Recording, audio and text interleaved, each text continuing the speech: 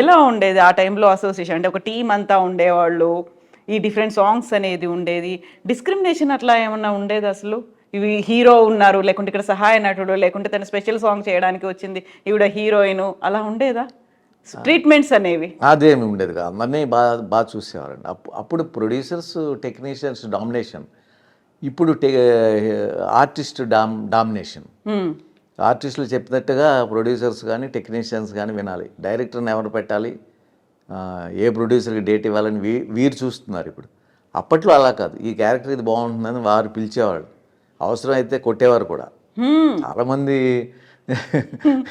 Heroines కానీ వారు దెబ్బలు తిన్న వాళ్ళు ఉన్నారు. అంటే సరిగా రావటం లేదని, ఎక్స్ప్రెషన్ రావాలి. అందుకని పెద్దవాళ్ళు, పెద్ద డైరెక్టర్స్ కొట్టడం అంటే అదేదో ఇదని కాదు, ఆ కోపం రావటం లేదని చెప్పి అలా కొడితే వస్తుంది. అవన్నీ కూడా భరించేవాళ్ళు. ఎందుకంటే ఒక తపన వీళ్ళకి కూడా ఆర్టిస్టుల్లో ఉండేది. ఇప్పుడు అసలు పెద్దగా డైలాగులే చూడరండి. సినిమాలకే అసలు కాలం చెల్లిపోయింది. ఆ పెద్ద సినిమాలు ఏవో చూడటం తప్పించి ఎవరు వెళ్ళటం లేదండి. ఇప్పట్లో సినిమాలకు ఎవరు వెళ్ళటం లేదు. ఈ వెబ్ సిరీస్, ఈ సీరియళ్ళు ఇవి వచ్చిన తర్వాత ఇంటి దగ్గరే 4 రోజులు ఇంటికి వచ్చేస్తున్నాయి. ఏ సినిమా కూడా సెకండ్ వీక్ ఆడటం లేదు. బాగా సక్సెస్ అయితే సెకండ్ వీక్, ఆ 3 రోజుల తర్వాత సెకండ్ వీక్ వెళుతుంది, బాగా సక్సెస్ అయింది. సో వాటి కోసం కోట్లు పెట్టి సినిమాలు తీయవలసి వస్తుంది. సో పెద్ద వాళ్ళని పెట్టాలి ఈ పబ్లిక్ వెళ్ళాలి అంటే. ఇదంతా కొంచెం కష్టమైన పని. అయితే ఇప్పుడు అన్ని రికార్డ్ బ్రేక్ అవుతున్నటువంటి సినిమాలే బ్లాక్ బస్టర్లనే చూస్తున్నాము. లేకుంటే 600 కోట్లు, 500 కోట్లు, 1000 కోట్ల వసూళ్ళు అయ్యాయి, ఇవన్నీ చెప్పి ఒక బెంచ్ మార్క్ని క్రియేట్ చేసుకున్నటువంటి సిచ్యువేషన్స్ అనేవి కనిపిస్తున్నాయి కదా. వాటన్నిటిని ఎలా చూస్తారు ఆ లెక్కల్ని? ఏమో, నేను ఇప్పుడు సినిమాల గురించి ఆలోచించడం లేదండి. ఆ కోట్లు ఎప్పుడు చూసారు మీరు? మేము పనిచేస్తుందని చూస్తూ ఉంటాం ఈ టీవీ దగ్గర కూర్చున్నప్పుడు. ఎందుకంటే అది 10 days తర్వాత వచ్చేస్తున్నాయి కదా, టీవీలో వచ్చేస్తున్నాయి కదా, అమెజాన్, ఈ ఆహా వీటిలో వచ్చేస్తాయి కదా. సో అప్పుడు చూడటమే. ఎందుకంటే ప్రతి కుటుంబానికి ఇప్పుడు సినిమా చూడాలంటే చాలా కష్టం అండి. 4 వెళ్ళాలి అంటే 2-3 వేలు ఉంటే కానీ సినిమాకి వెళ్ళలేని స్థితి. అది అందరూ మామూలు నార్మల్ పీపుల్ ఎలా తట్టుకోగలరు? సో వాళ్ళందరూ కూడా ఎప్పుడు వస్తుందా టీవీలో అప్పుడు చూద్దామని చూస్తూ ఉంటారు. ఆ విధంగా సినిమాలు అనేది తగ్గిపోయింది. 3 రోజులు 4 రోజులే ఏ సినిమా అండి. అప్పట్లో 100 రోజులు బళ్ళు కట్టుకుని చూసేవాడు సినిమాలు. రామారావు రక్త సంబంధం ఇవి ఉన్నాయంటే, దేవదాస్ ఇవి ఉన్నాయంటే బళ్ళు కట్టుకుని చూసేవాళ్ళండి. ఇప్పుడు బళ్ళు కట్టుకుని కాదు కదా, సోమవారం జనం ఉండటం కష్టం.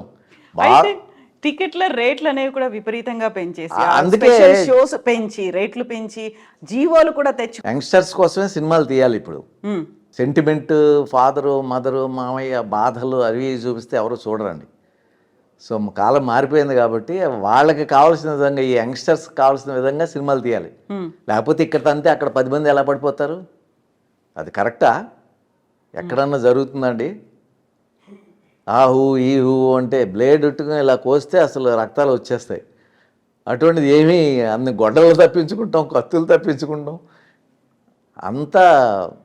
కానీ అదేంటంటే చూడటానికి బాగుంటుంది కాబట్టి ప్రతి వాళ్ళు నేను అలా ఉండాలి అన్నట్టుగా హీరోలా ఫీల్ అవుతారు కూర్చున్న వాళ్ళు.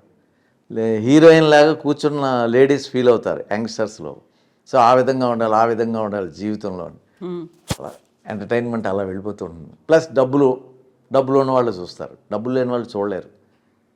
ఈ ఛానల్స్లో చూడటమే తప్పితే. ఏమైనా సినిమా ఫీల్డ్కి కష్టమేనండి. రాను కష్టం. సినిమాలు ఎందుకు థియేటర్లు కూడా తగ్గిపోతున్నాయి కదా. ఎందుకంటే ఇది పెరిగిపోతుంది. అందరూ ఆ లెవెల్లో తీయలేరు కదా.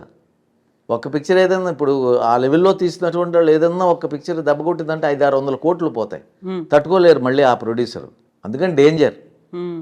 తప్పించుకుని ఆ డబ్బు వరకు వచ్చినా మళ్ళీ ఇది అవి ఫంక్షన్ల కింద పెట్టి ఖర్చు పెట్టేస్తూ ఉంటారు. మళ్ళీ సక్సెస్ అని కొంచెం సక్సెస్ అయిందంటే వచ్చిన డబ్బు, వచ్చిన లాభం తక్కువ ఉంటుంది. 500 కోట్లు పెట్టి తీస్తే ఒక 10 కోట్లు వచ్చింది అనుకోండి. అదే అని 500 కోట్లు ఇన్వెస్ట్మెంట్కి 10 కోట్లు రావటం ఏంటి? సంవత్సరం 2 సంవత్సరాల తర్వాత ఎంత మీరు ఇంట్రెస్ట్లు చూడండి. 500 కోట్లకి 3 yearsలో 1500 కోట్లు అవుతుంది. చిన్న ఇంట్రెస్ట్, బ్యాంక్ ఇంట్రెస్ట్ చేసుకుంటే దానికి ఏం లాభం? ఎక్కువ దెబ్బలు తగులుతాయి కదా, అన్నీ సక్సెస్ అవ్వవు కదా.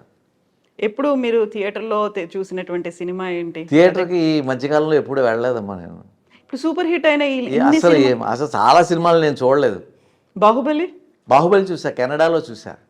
శ్రీమంతుడు, బాహుబలి నేను కెనడా 1, 2 రెండు చూసారు. RRR 1, 2 చూడలేదండి. 1 బాహుబలి 1, 2 చూడలేదు. చూడలేదు. ఆహా. నేను వచ్చేసాను తర్వాత మళ్ళీ. హైదరాబాద్ లో చెన్నై చూడలేదండి. నాకు RRR మా కుటుంబ సమస్యలతోనే మేము సతమవుతూ ఉంటాం. సినిమాలకు వెళ్ళే అంత ఇది ఉండు. మా ఇంట్లో వాళ్ళు వెళ్తారు. మొన్న ఏదో ప్రభాస్ సినిమా ఏదో కలికి ఏదేనుకో, ఎక్కడ ఉన్నారని ఇంట్లో వాళ్ళు ఫోన్ చేస్తే మేము కలికి థియేటర్లో ఉన్నారు, కలికి సినిమా చూస్తున్నాం అన్నారు వాళ్ళు. నాకు పెద్ద ఇంట్రెస్ట్ లేదు. నేనేంటంటే నేను ఉన్నది రన్ అవుతుంది సీరియల్స్ ఛానల్స్ కాబట్టి దీంట్లో తమిళ్ సీరియల్స్ ఎక్కువ కొంచెం అబ్జర్వ్ చేసుకుంటూ ఉంటా. భాష ఎలా చేస్తున్నారు, ఎలా చేయకూడదు అని, నేను చేసిన తప్పులేంటి ఏంటంటే ఇవన్నీ వీటిలోనే ఉంటాయి నాకున్న టైంలో. సో బాహుబలి 1 చూసారు, 2 చూడలేదు. RRR చూడలేదు. RRR చూడలేదు. చాలా సినిమాలు చూడను. KGF అసలు సినిమాలు ఇలాంటివి అంటే యాక్చువల్గా ఇప్పుడు ఇవన్నీ కూడా ఒక బెంచ్ మార్క్ క్రియేట్ చేశాయి అనేది. బాహుబలి 2 అనేది రికార్డ్స్ క్రియేట్ చేసింది. ఆ రికార్డు సాధిస్తే అంతకు మించి అన్నట్టుగా లెక్కలు కనిపిస్తుంది. నాకు ఉపయోగం ఏమీ లేదు ఆ సినిమాలు చూడటం వల్ల. నా లైఫ్ ఏంటంటే నేను బ్రతకటం, నా కుటుంబాన్ని బ్రతికించటం. సో నాకేంటంటే నాకు సీరియల్స్ అంటే ఏంటంటే అన్ని సెంటిమెంట్తో కూడి అందరూ కూడా పెద్దవాళ్ళు చిన్నవాళ్ళు ఇంట్లో కూర్చొని ఆడవాళ్ళు చూసే సినిమాలు లాంటివి.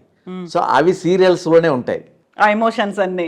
సో వాటి మీద నేను బ్రతుకుతున్నాను కాబట్టి వాటితోనే నాకు సరిపోతాను. నేను ఆ సినిమాలు చూడటం వల్ల నాకు ఉపయోగం లేదు, నన్ను వాళ్ళు తీసుకోరు, నేను పనికిరాను కూడా. ఇన్ని జానపదాలు చేసినా మరి బాహుబలిలోని వాటిలోని నేను వేసానా?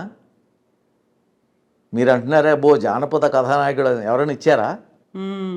అవన్నీ ఊరికే అండి. సో మీరు వాళ్ళకి అందుబాటులో లేరా, లేకుంటే మీరునే వద్దనుకున్నారా వాళ్ళు? గుర్తుండను. తర్వాత ఇంకోటి ఏంటంటే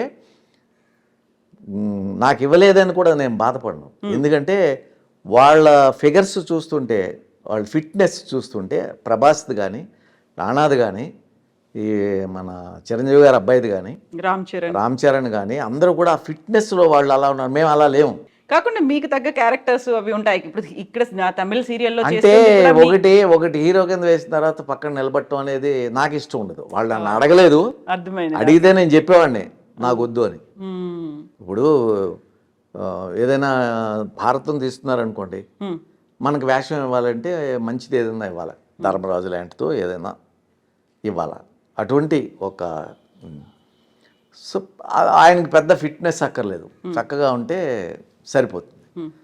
ఇవన్నీ ఇవ్వాలన్నా కూడా కొంచెం ఆలోచించాలి. ఎందుకంటే ఆ వేషం వేసుకుంటే నాకు వేసేవాళ్ళకంటే నేను చిన్నగా అనిపిస్తాను. ఎందుకంటే నా పర్సనాలిటీ అటువంటిది.